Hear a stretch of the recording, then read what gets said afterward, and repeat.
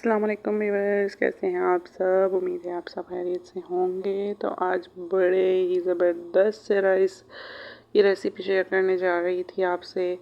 तो अब सोचा सबसे पहले तो आपसे सलाम दुआ कर लूँ, हेलो हाय कर लूँ और पूछ लूँ कि कैसे हैं आप सब।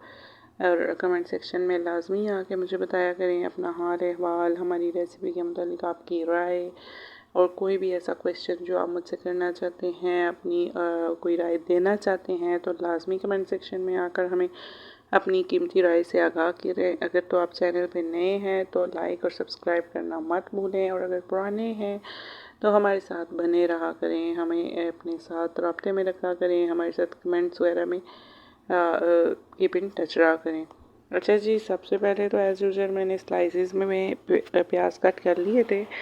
ऑयल मैंने थोड़ा सा डाल के देसी घी में चूल्हे पे चढ़ा दिया था। अच्छा, एक जो पहली बेसिक बात बताती चलूँ कि वो ये कि राइस मैंने भिगो कर काफ़ी टाइम से रखे हुए थे। राइस मैंने भिगो के रख दिए थे। अब मैंने कहा चले फटाफट से मसाला बना लेती हूँ। असल जो मकसद था आज हमारा चावल बनाने का वो ये था कि 2-3 दिन से कुछ थोड़े थोड़े से सालन बचे हुए थे।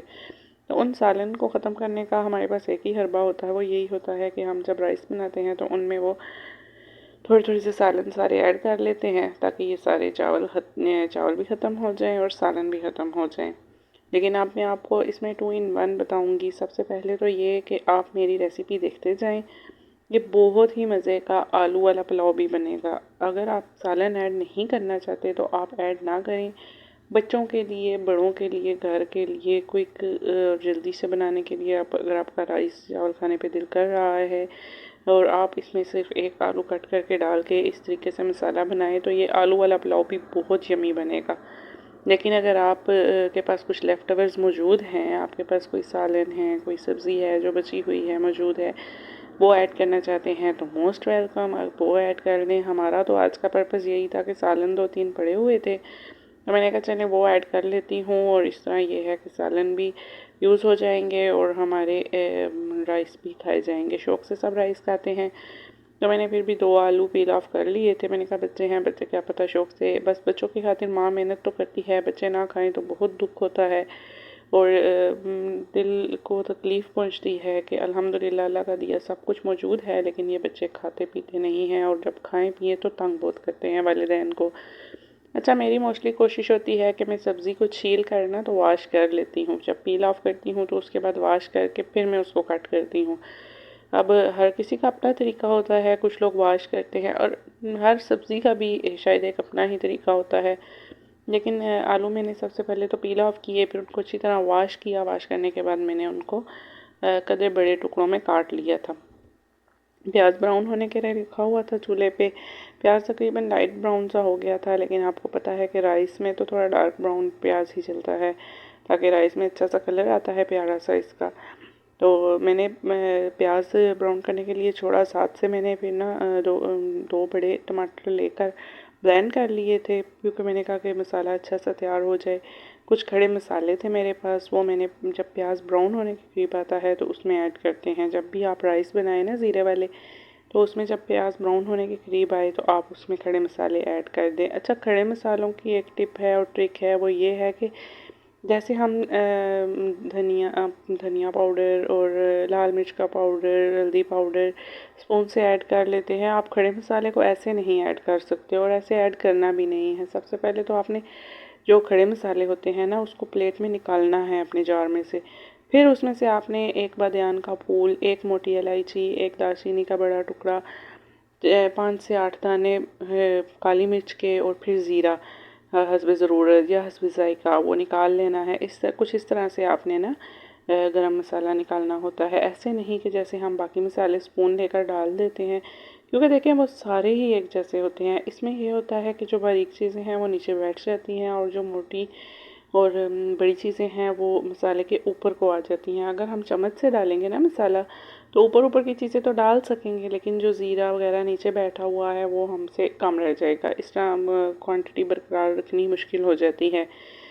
तो सबसे पहले मैंने देखें प्याज ब्राउन करके उसमें अपने तमाम मसाला जात डाल दिए थे। थोड़ा सा पहले पानी डाला ताकि प्याज का कलर आ जाए। खड़े मसाले डाले थे। फिर मैंने इसमें वही जो घर के मसाले होते हैं और एक चिकन क्यूब। घर के मसालों में जस्ट मैंने नमक और धड़ा मिर्च डाली थी, नथिंग मोर।